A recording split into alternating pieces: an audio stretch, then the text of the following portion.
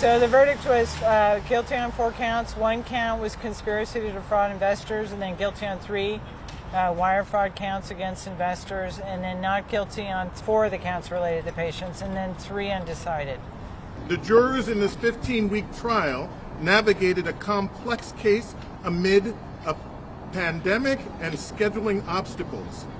I thank the jurors for their thoughtful and determined service that ensured verdicts could be reached. Because it was undecided, the prosecution has an opportunity, if they want, to retry her on those 3 counts.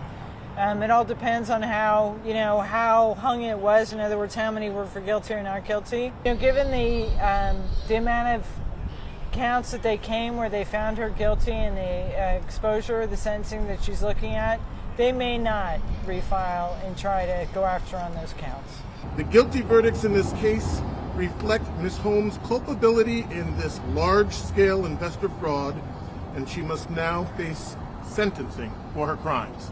The average sentence in 2020 for 1 count of wire fraud was 21 months.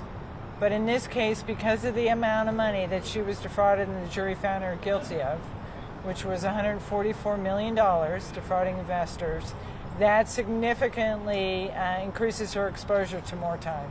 It's a wake-up call to Silicon Valley, or to anybody out there, any business owner out there who makes statements that are misrepresentations or false or fraudulent. They need to be very careful about what they say to people, make sure that it's truthful and they can back it up, and that their website, the statements they make on websites, and their agreements are truthful. Because wire fraud is no joke, and you're looking at up to 20 years in prison on each count.